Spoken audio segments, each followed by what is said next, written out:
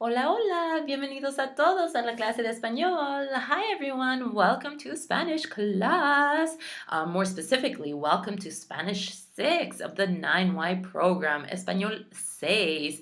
Mi nombre es Señorita Enriquez. My name is Miss Enriquez, and I've put together a little welcome video here that will guide you through what this course is like, what to expect, what to do to make sure you're successful, and of course as well a little overview of the programs that we use here for the Spanish program at Argyle. So we are in a very different format here, being an online school. So I thought I'd give you a little orientation here to make sure you're set up properly and off on the right foot. So let's go ahead and get started. So first off, I am in charge of 3 different Spanish programs here, which is a total of 18 levels. Whew. Which means it's really important for you to know which course and which program you're in. So I do count on my students to know exactly where they are to save some time and make sure that we all know how to proceed with each course in the correct direction. So your course is Spanish 6 of the Language and Culture course here. Your program is the 9Y program, or 9-year. So course, one more time, Spanish 6, Language and Culture. Your program is 9Y, 9-year. So what does that mean exactly? That literally means that you're in a program that takes 9 years to complete. Yes, that means that you started in grade 4. Grade 4 would have been the beginner, your first year, grade 5, second year, and of course, this is where you're at right now, third year. So we're moving away from being beginners in Espanol to being intermediate, a little more advanced. Clearly, it keeps going. Your fourth, fifth, all the way up to grade 12, which would be the 9th year of the 9-year program. It is very, very advanced, and you would finish with a Spanish 39Y course. But that is a long ways away. We are simply in our 3rd year. So let's look a little closer to what that actually means. So if you're in your 3rd year of formal Spanish education, so that means you've taken probably Spanish 4 9Y and Spanish 5 9Y. So you have had some or a lot of exposure to Spanish, either in school taking these courses, or whether you've lived in Spanish speaking countries, things like that. So before we move forward, if you do not meet these requirements, yes, these are requirements to take Spanish 6. If you do not meet them, contact me right away. This is not a problem, and it's no problem to move you at all, but it is very, very important that I place you in the right course to make sure that you are successful throughout the year. So I do have every kind of student coming to me. Sometimes you've taken it in other countries, so you're not sure if it applies in this case. If you're ever unsure, or if, like I said, you don't meet any of these requirements or most of them, just call me. Either call me directly at the school, or email me, or pop by the school. You know, I love meeting my students in person, and I will get a good idea of your level and where you need to be to make sure you're successful. However, if you do meet all 3 requirements, you are in the right place. So let's move forward. So first off, what to expect this year? 1, this is a full year course. All language courses with Edmonton Public Schools are designed to take an entire year. Expect roughly 3 hours of work each week. It might be a little less, it might be a lot more, depending on your pace, depending on your style of learning. So some students are very, very detailed, very, very thorough. So they like to spend more time on it each week. But roughly, you're looking at about 3 hours of work each week. Like I said before, all my students will be at different paces, at different places in the course throughout the year. So it is your responsibility to make sure that you're completing the 3 hours and making sure that you're staying on top of your schoolwork. You know, we're not in a traditional classroom, so I can't remind you in class of suggested deadlines or to stay focused or anything like that. Is 100% your responsibility. So just keep that in mind going forward. The steps for this course: number 1, super duper important, watch the instructional videos. So with all these courses and all my students, Most of my students have they're in school, in other schools full time during the day, or they have a lot of extracurricular activities, or they live far away, things like that. Sometimes they don't have stable Wi-Fi. So instead of trying to have an hour long class every week where I instruct the material to you, I've actually taken that and made them into videos on my own time. So all the lessons I would have given you, I've made videos on my own time so you can watch them on your own time whenever is most convenient for you. But it's very important that you take these videos very seriously. So please don't just flop on the couch and turn it on and kind of listen to it in the background. You will make things very difficult for yourself that way. So pretend you're in a class, and this is the time where I'm giving you everything that you need, all the grammar, all the explanations, the vocab, going through assignment sheets and projects. Everything that you need to know are in those videos, so you need to be watching them carefully, thoroughly, all the way from the beginning to the end, and jotting down notes. You should always be watching them with either a notebook so you can jot down notes, or a Google Doc so you can type them up, or a Word doc, whatever works for you. Also, jotting down any questions that you might have for me of anything that you might not have understood throughout the video. But again, very important to watch them carefully and as much as you need to. That's why they're there and uploaded, so you can watch them 100 times if you want to. Once you're comfortable with the video, once you've gone through it thoroughly, there are always two components to follow: the written and the verbal. So your written assignments, you complete them on Google Classroom. Usually it's a worksheet, usually it's a worksheet as well as a project. You'll see those throughout the course the most often, for sure. And lastly, you need to complete your verbal tasks. So a lot of people think that this is a correspondence course. So all they have to do is complete the written assignments and they'll complete the course and everything will be great. However, this is not a correspondence course. This is an online course, which means you do need to speak in Spanish. You do have verbal assignments that you need to complete each week, and these actually take up most of the course. So if you don't do your verbal assignments, you will not complete the course, and you will not get a final mark, right? So it's really, really important to do all three. Watch the instructional video, complete the written assignments, and then come online to do the verbal assignments with me, which means you need to have a working mic. It's very important that you have one either in your laptop or in your computer. Or if you don't, you can always purchase one separately and attach it and connect it to your existing computer. Whatever you need to do in order for me to hear you speak. So yes, I do need to hear you speak in Espanol every single week in order to complete your verbal assignments, in order to pass this course. So like I said, there is no set class time. It's not expected for you to come online and sit for an hour while I instruct you. You do that on your own with the instructional videos. However, you do need to come to class anytime during these 2 days, so Thursday and Friday between 9 a.m. and 12 p.m. to complete your verbal assignments, to get extra help, to ask questions, whatever you need. So all I ask is that you check in once. It could be Thursday, it could be Friday, it could be Thursday one week and Friday the next. It's really up to you. Some students are really keen on their work, so they come in, they do their assignment, it takes them a few moments, they sign off, and I check them off for the week.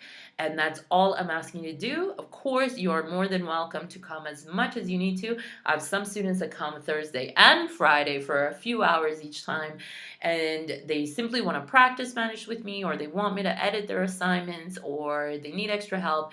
Whatever you need. So feel free to come as much as you need to. Just remember that you are required to come once a week. Okay, so that is our procedure, the programs that we use in this course.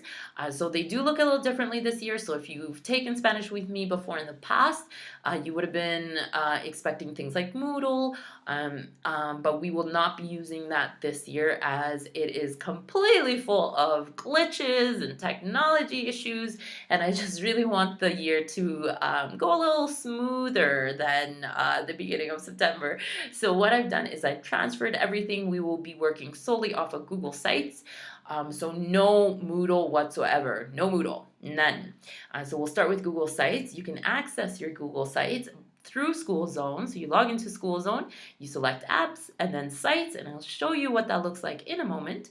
Once you're there, this is your launching point or your launching pad, starting point for literally everything else you need. So once you go in, it looks like this. So your first icon right here is your Blackboard. So you simply click on that image and you get to sign into the Blackboard session. Remember to please put your first and last name in there. No nicknames or anything like that. I will ask you to sign out and sign back in with your proper name. If you don't want to put your last name, you can simply put your last initial. But this is the only way I get to identify who you are.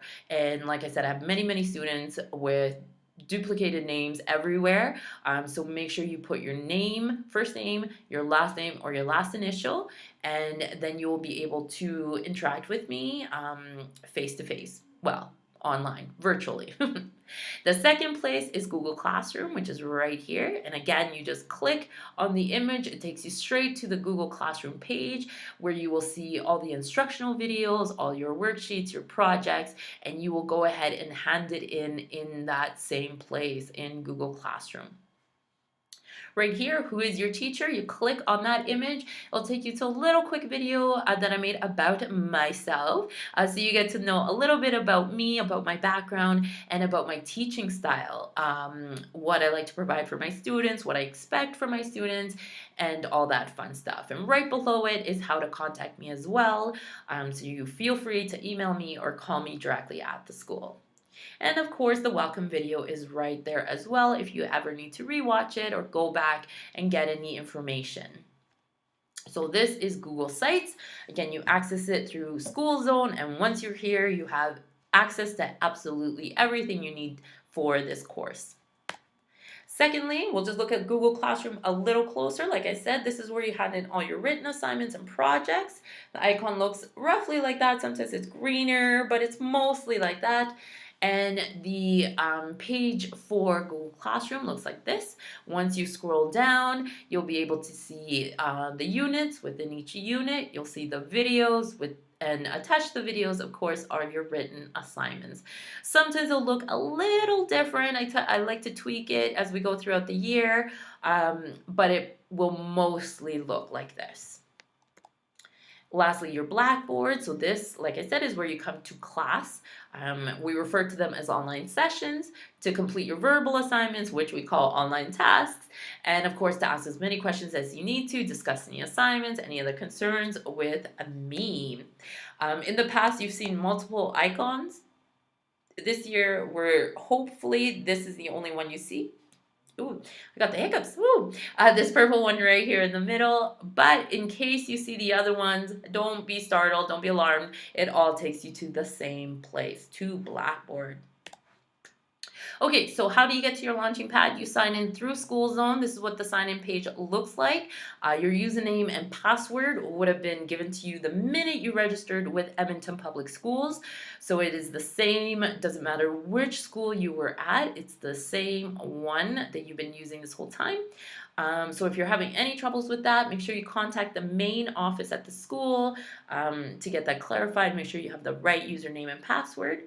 Once you sign in, it looks kind of like this, mostly like this. This is a teacher view, so it might look slightly different for you, but it's mostly the same. This is where you see the school news, the class news, your report cards, your interim reports, anything like that. This is where you will find it. And as you can see at the top are these tabs. So you go to apps, and that is where you will find the sites. So School Zone, apps, sites, and you will be at the launching pad, at the place where you have everything that you need. You can access Classroom through here. I like to kind of just focus on the launching pad. It's organized and it takes you straight to the right page, but definitely it is up to you which one you select. All right, lastly, the steps to take in order to be successful. This is kind of a recap. I've said most of these things already, but again, number one, make sure to watch those instructional videos first. I cannot stress enough how important that is.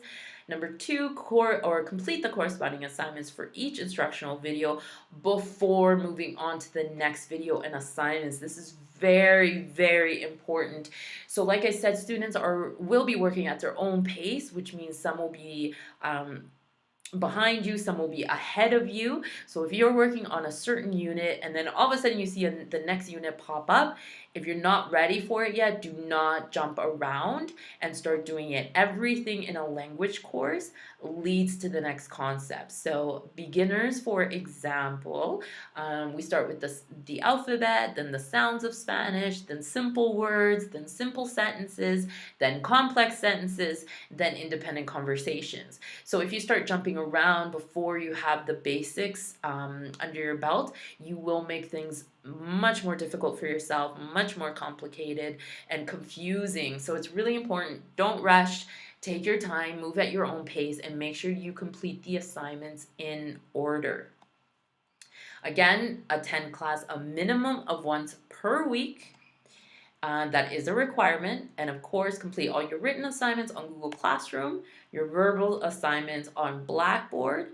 And a heads up, there will be a midterm task in January, and that's a task, not an exam. And there will be a final task in June. Again, a task, not an exam. So these are quite big tasks. If you finish everything on time before January, all your other assignments, and you use most of January to prep for this, it will be a piece of cake. I will help you through the whole process. I will be there every step of the way, and there's no reason why everybody shouldn't get a really great mark on those tasks. However, if you don't complete all your assignments first, and you're behind and you're trying to do everything at the last minute, it will be way too much work and way too overwhelming and stressful. And so that is why I'm letting all my students know in September to plan for that in the future and keep that in mind as you move forward to avoid being stressed and overwhelmed, especially with June, right? So June, at the end of June, there is that hard deadline to have marks in. That is a deadline for me as a teacher. I can't make exceptions for that. It is out of my hands. So in order to avoid any stress or feeling overwhelmed, just make sure that you get everything done before June and you dedicate June to your final task. Of course, I will give you much more information as we go through the year, but just a heads up to plan for that in the future. Okay, so we have a plan. Let's do this. So, last little tidbit, I do love Disney and Pixar. You will see a lot of these cartoons everywhere because I really love them, especially the penguins. Plus, it makes me feel determined and ready to get the school year started. So, I will leave you with this. I wish you all the best of luck, buena suerte, as well as éxito en este nuevo curso. So, I wish you success in this new course. Again, if you have any questions or concerns, feel free to drop me an email or swing by the school or give me a phone call. I'm more than happy to help you out. And if not, I look forward to seeing you in class, guys. Gracias. Adios.